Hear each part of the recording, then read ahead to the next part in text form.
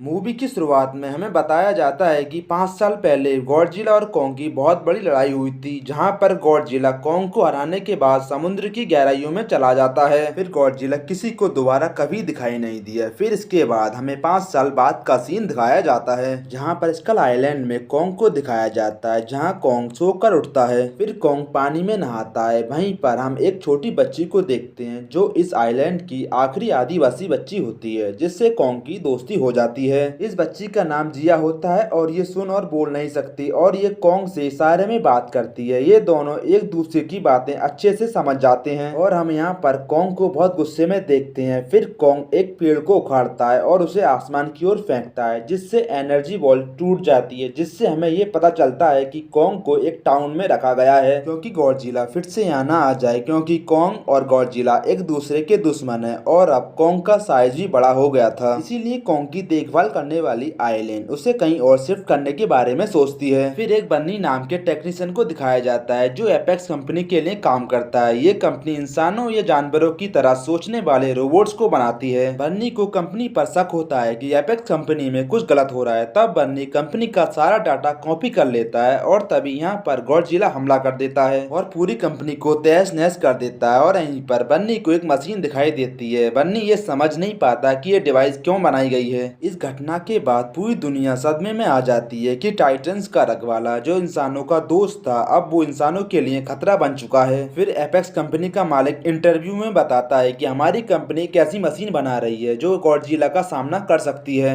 इस इंटरव्यू को मेडिसन भी देख लेती है। यहाँ पर मेडिसन ये बात नहीं मानती कि गॉडजिला गुस्से से आया था, क्योंकि वो गॉडजिला को बहुत अच्छे से जानती थी। इसीलिए मेडिसन इस न्यूज पर ध्यान नहीं देती, क्योंकि उसका मानना था कि गॉडजिला कभी भी किसी का नुकसान नहीं पहुंचा सकता। वो तो इंसानों की मदद करता है और इंसानों की जान बचाता है। मेडिसन अपने पिता के पास जाकर उन्हें समझाने की कोशिश करती है कि गॉडजिला कभी भी ऐसा नहीं कर सकता। अगर गॉडजिला दोबारा वापस आया है तो इसके पीछे कोई खास वजह होगी। तब मेडिसन के पिता उसे समझाते हैं कि इंसानों की तरह जानवरों का मूड भी चेंज होता रहता है। इसके बाद मेडिसन वहां से चली जाती है और फिर मेडिसन बर्नी जो कि एपेक्स में काम करता था उसकी ऑडियो सुनती है जो कि गॉडजिला के बारे में होती हैं। फिर मेडिसन बर्नी से मिलना चाहती है और उससे जानना चाहती है कि गॉडजिला अब बदल क्यों गया है और उसने इस कंपनी को जलाया क्यों। इसके बाद एपेक्स कंपनी का मालिक एक सीनियर डॉक्टर नेथन से मिलता है। डॉक्टर नेथन एक साइंटिस्ट होते हैं। कंपनी का मालिक डॉक्टर नेथन से कहता है कि आपका जो कॉन्सेप्ट होलो अर्थ के बारे में था वो बिल्कुल सही था। ये वो जगह थी जहाँ टाइटन्स पैदा होते हैं। डॉक्टर नेथन ने एक बुक लिखी थी जिसमें उन्होंने बताया था कि जमीन के अंदर एक और जमीन है जिसका नाम होलो अर्थ है।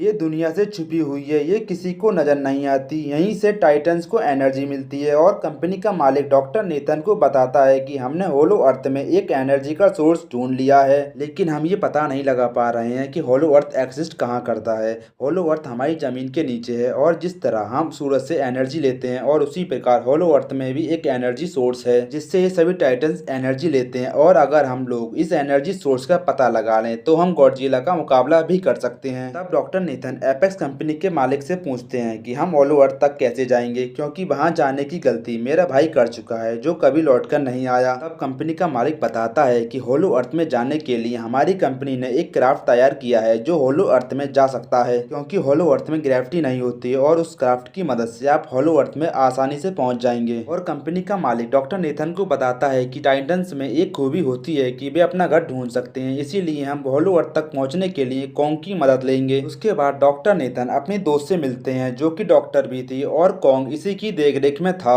तब डॉक्टर नेथन डॉक्टर आइलैंड को समझाते हैं कि हमें कॉन्ग को उसके घर पहुंचा देना चाहिए, क्योंकि उसका असली घर होलो अर्थ है। क्योंकि हम कॉन्ग को ज्यादा टाइम तक यहाँ नहीं रख सकते, क्योंकि अगर कॉन्ग यहाँ से बाहर निकल गया तब कॉन्ग पर गॉडजिला अटैक कर देगा। डॉक्टर नेथन कहते हैं कि अगर लंबे समय तक आप कॉन्ग को सुरक्षित रखना चाहती हैं तो कॉन्ग को उसके घर भेजना होगा। फिर डॉक्टर आइलैंड डॉक्टर नेथन की बात मान जाती है। फिर ये लोग कॉन्ग को बेहोश करके एक बहुत बड़े जहाज में अटलांटिका ले जाते हैं और जब ये शिप समुद्र के बीच में पहुंच जाता है तब समुद्र में गॉडजिला कॉन्ग पर हमला कर देता है। तब कॉन्ग और गॉडजिला की लड़ाई हो जाती है। कॉन्ग पानी में ज्यादा देर तक नहीं लड़ पाता है। तब नेवी कॉन्ग की मदद करती है और गॉडजिला पर हमला करती है। तब कॉन्ग वापस शिप पर आ जाता है और सभी शिप के इंजन बंद कर दिए जाते हैं, जिससे गॉडजिला को लगता है कि सभी लोग मारे जा चुके हैं, इसलिए गॉडजिला वहां से चला जाता है। इसके बाद कॉन्ग को हेलीकॉप्टर की मदद से अटलांटिका पहुंचाया जाता है, जहां से होलो अर्थ में जाने का रास्ता था। कॉन्ग की दोस्त जिया कॉन्ग को इशारे से बताती है कि उसे कहाँ जाना है। फिर कॉन्ग हॉलो अर्थ की ओर बढ़ जाता है और डॉक्टर नेथन और उसकी टीम भी कॉन्ग के पीछे पीछे हॉलो अर्थ की ओर बढ़ जाती है और कुछ ही देर में ये लोग हॉलो अर्थ में पहुंच जाते हैं, जहाँ का इकोसिस्टम स्कल आइलैंड की तरह होता है। कॉन्ग यहीं पैदा हुआ था। कॉन्ग को उसके पूर्वजों की एक कुल्हाड़ी मिलती है जो गॉडजिला की हड्डी से बनी हुई थी, क्योंकि हजारों साल पहले गॉडजिला और कॉन्ग के पूर्वजों में युद्ध हो चुका है। फिर अगले सीन में बर्नी मेडिसन और उसके दोस्त को देखते हैं जो कि एपेक्स कंपनी में घुस चुके हैं। ये लोग एपेक्स कंपनी के सीक्रेट रूम में घुस जाते हैं, जहां पर एपेक्स कंपनी ने एक मशीनी गॉडजिला बनाया होता है जिसे किंग घिदोरा की कटी गर्दन से डॉक्टर शिरोजावा का बेटा रेन शिरोजावा टेलीपैथिकली कंट्रोल करता है। और इस मशीनी गॉडजिला को चलाने के लिए जितनी ताकत की जरूरत होती है वो इनके पास नहीं होती है, इसीलिए इन्हें हॉलो अर्थ की एनर्जी की जरूरत पड़ती है ताकि ये लोग मशीनी गॉडजिला को चला सकें और पूरी दुनिया पर कब्जा जमा सकें। फिर अगले सीन में हम देखते हैं कि हॉलो अर्थ में कॉन्ग अपने पूर्वजों की गद्दी पर बैठता है और तभी कॉन्ग के पास जो कुल्हाड़ी होती है वो चमकना शुरू हो जाती है। कॉन्ग उस कुल्हाड़ी को जमीन पर कुल्हाड़ी के बने सांचे में रखता है। उसके बाद वो कुल्हाड़ी धरती की कोर से रेडिएशन को खींचना शुरू कर देती है और कुल्हाड़ी चार्ज हो जाती है। और यहीं पर डॉक्टर नेथन की टीम को हॉलो अर्थ की एनर्जी सोर्स के बारे में पता चल जाता है और यहाँ जो एपेक्स कंपनी की टीम होती है वो इस एनर्जी के सैंपल को अपने हांगकांग के बेस में भेजना शुरू कर देती है। और ऐसा करने पर डॉक्टर आइलैंड उन्हें मना करती है, लेकिन वो उनकी बात नहीं सुनते और तभी गॉडजिला को पता चल जाता है कि कोई हॉलो अर्थ में जाकर एनर्जी से छेड़छाड़ कर रहा है। तब गॉडजिला को गुस्सा आ जाता है, तब वो अपनी एटॉमिक रेस से धरती में गड्ढा करना शुरू कर देता है। फिर हॉलो अर्थ में हम देखते हैं कि एपेक्स कंपनी की टीम को जब एनर्जी के सोर्स के सैंपल मिल जाते हैं तब वो वहां से भागने लगते हैं। तब कॉन्ग समझ जाता है कि इनके इरादे अच्छे नहीं है, इसीलिए हॉलो अर्थ में आने वाले क्राफ्ट को कॉन्ग ध्वस्त कर देता है और उधर गॉडजिला ने ऊपर धरती से नीचे हॉलो अर्थ तक एक गड्ढा कर देता है जिससे कॉन्ग बाहर निकलता है। अब गॉडजिला और कॉन्ग आमने सामने आ जाते हैं जो हजारों सालों से एक दूसरे के दुश्मन हैं। फिर इन दोनों के बीच खतरनाक लड़ाई होने लगती है। गॉडजिला अपनी एटॉमिक रेस से कॉन्ग पर हमला करता है। कॉन्ग उस कुल्हाड़ी से एटॉमिक रेस को रोक लेता है और उसी कुल्हाड़ी से गॉडजिला पर हमला करता है